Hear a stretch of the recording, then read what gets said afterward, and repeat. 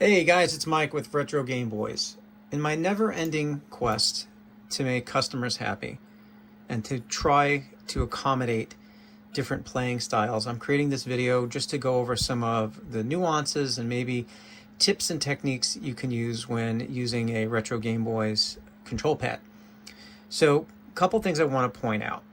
So, the control pad has silicone contact pads underneath and is used to initiate button 1, button 2, 3 and 4, or left and right, depending on the configuration of the control pad. This is the Atari 7800, 2600, 2600 Plus control pad that works with both Atari 2600 one-button games and Atari 7800 two-button games. Everything is mold injected, custom industrial style printed faceplate, a custom directional pad that I get manufactured with thumbstick, and even a silicone grip on it. Now, one of the things I wanted to point out is that I use some testing software to test out the responsiveness. And when I assemble these, I'm very meticulous on how the cable is wrapped inside, as well as the torquing of the screws underneath to get the perfect response that I'm looking for. Now, and I mean this respectfully, I can't always accommodate for different styles of playing, such as the person who touches the buttons extremely light, or somebody who has bigger hands, or somebody that pushes things too hard. You know, I could only accommodate what I know here, which is my playing style. But I try to accommodate that by making sure the button works, you know, depending on how the person presses the button or how the directional works. And the reason for this is because certain games, if you remember, I create these for the original consoles. They didn't have a directional pad other than the Euro style controller for the 7800. Everything was played with a regular joystick, right? So there might be some new ways to learn how to play some of those games, and specifically the four-way games, like Pac-Man, Miss Pac-Man, Burger Time, you know, games that only have 4 directions. Now, this directional pad does not have a restrictor like some of the arcade sticks do, where you can set them for 4-way or 8-way. But I am looking into some technique that might be able to reduce 8-way, but we'll worry about that another time. But when I go through the testing, as I mentioned, I torque the screws and I make sure everything works, but I want to show you, keep an eye on button 1 and button 2 and the directions. Okay, so first, notice how my thumb is pressing like this, and you can see how responsive it is. This is as fast as I could push it. Okay, and the same thing with button 2.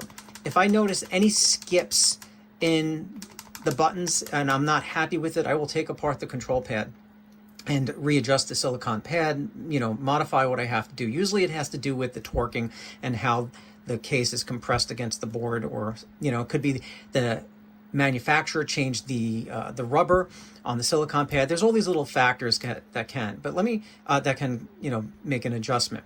But let me show you something. So now some people might hold it like this, and then they go like this. See how my thumb is using the, you know, the base of the bottom of my thumb, and you can see how responsive it is that way, right? Or some people push on the edge, okay? So these are all things that I take into consideration when, you know, making sure my control pad is responsive. I want everyone to have a great experience with this, right? So, you know, is there some people that just play with direct pressure on each button like this? Possibly, but I actually play like this, right? Or some people like rock their thumb, right?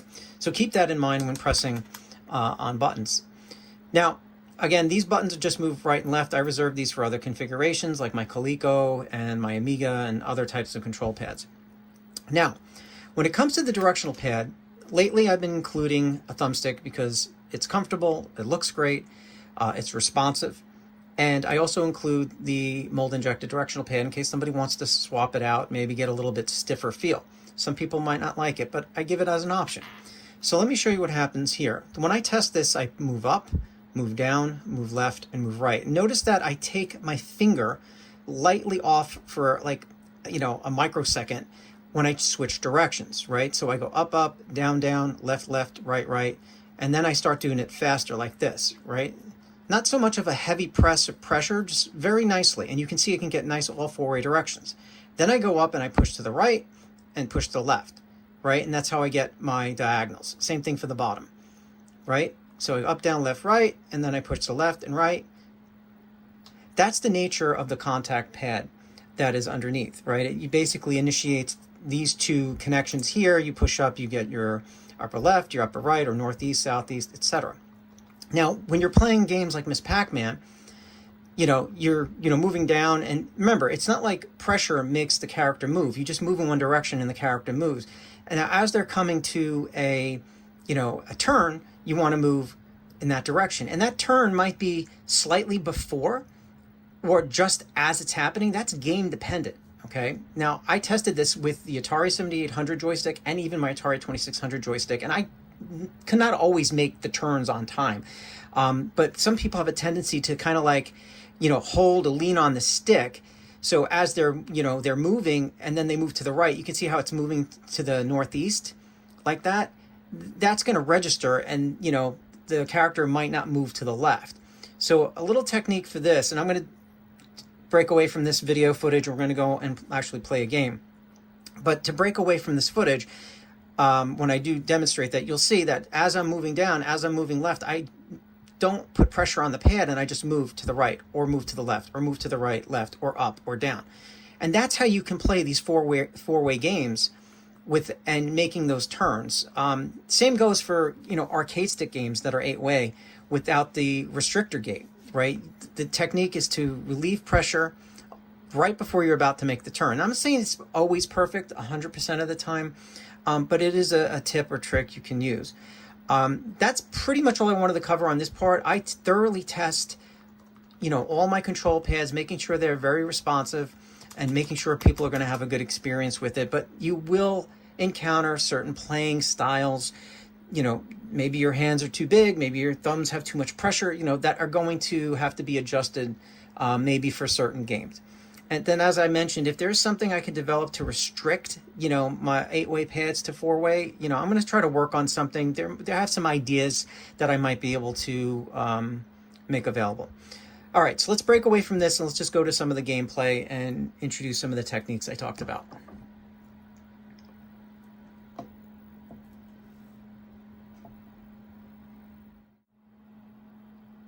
Okay, so I'm using my original ColecoVision with my 7800 control pad and a Y cable, and then my original Coleco just to start the game, just for the demonstration purposes. I have Pac-Man loaded, just to show you about the tip or trick or technique that I was talking about. And that's not going to be perfect, but it should give you an idea.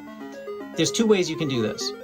One, you can lean on it, but just make sure to turn prior to changing the direction in the maze, right? So let me just get to a point where I can focus here.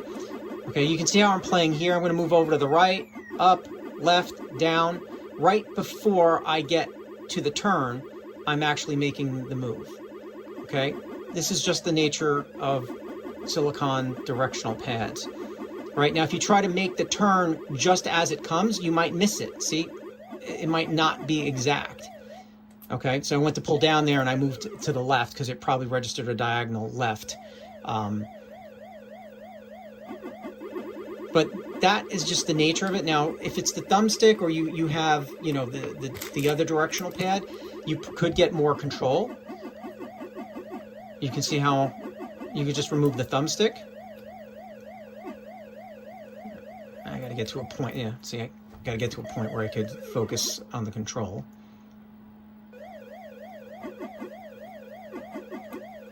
See, without the thumbstick, you have a little bit more control on how you press the D-pad. Okay, and it's just a playing style. And this is the same for any of the games, whether it's 4-way, Burger Time, etc. There is one other game I do want to show you. Okay, that's why I also include this, so you could take it apart and put this in there if you want. Now, let me just switch over to one more game, because I also want to show you just like games, the way they're programmed to work with, let's say the target area where the character's supposed to change directions, for example, right? So let me go to, I think I have Popeye on here. Here we go. Okay, and this is the same with any console, whether it's in television or, Atari. How the game is programmed is important. Okay, so Popeye, for example, you go on the stair and you pull down. And you just have to position yourself. If you're not positioned appropriately, you're not going to go up. See, I'm not going up because I'm not directly in front of the stairs. So push myself up in front of the stairs. I'm not exactly where I should be. There we go. So that's the other thing people need to keep in mind and not blame the controller, you know, saying, oh, I'm stuck, I'm not moving up or down or whatever. It's because the way the game was programmed, I was going to go down. Yeah, I got him. Right? You just got to get to that target area where you can then use the control to move down and up. And you can see I'm not having any problems with that. Okay? So that's why I provide the thumbstick. That's why I provide the optional directional pad to accommodate the different playing styles. All right? So hopefully this video was helpful to you. If you have any questions, let me know. And then again, you have my limited lifetime warranty and complete satisfaction guarantee. If you're not happy, you just return it. Maybe I can get you something else, like an arcade stick with a 4-way restrictor. But then keep in mind, to play certain games, people have different control pads, right? I've sold over 200 Robotron control pads because people just want to play Robotron with it. It also works with 7800 2-button games and 2600 games, but there are specific controls for certain games, right? Like the roller controller, or trackball for Centipede or Missile Command.